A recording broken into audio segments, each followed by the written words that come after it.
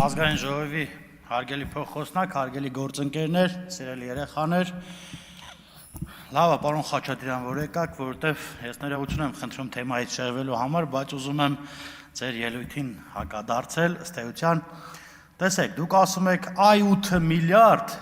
ասում եք, վերցրել ենք զենք ենք արել, բայց ասֆալտ եք արել, բայց գոնե փաստում եք, որ ասֆալտ ենք արել, Բայց ինչ վերաբերվում է ասֆալտին, թե զենքին, եւ զենք ենք առնում, եւ ասֆալտ ենք սարքում, եւ դպրոց ենք սարքում, եւ մանկապարտեզ ենք սարքում, եւ բուժ հաստատություն ենք սարքում, եւ ոչ միայն այդ գումարները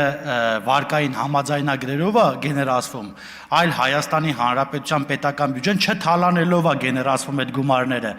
չմխսելով է գեներացվում այդ գումարները որևիցե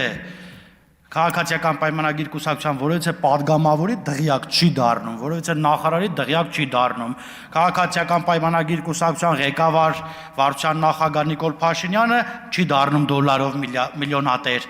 որ վախենա ապօրինի գույքի բռնագանձումից։ Դու տեսել եք, օրինակ, մի քանի տարի աշխատած падգամավորներին կամ նախարարների Երևանի տները, օրինակ, ես չգիտեմ, 150 տարի, 200 տարի, 500 տարի պետք է ապրեմ, որ այդ շենքերի գոնե հայաթի ծախսի գումար ես կարողանամ աշխատեմ։ Ստեղ ասում եք, այ ասում է, վարչապետն ասում էր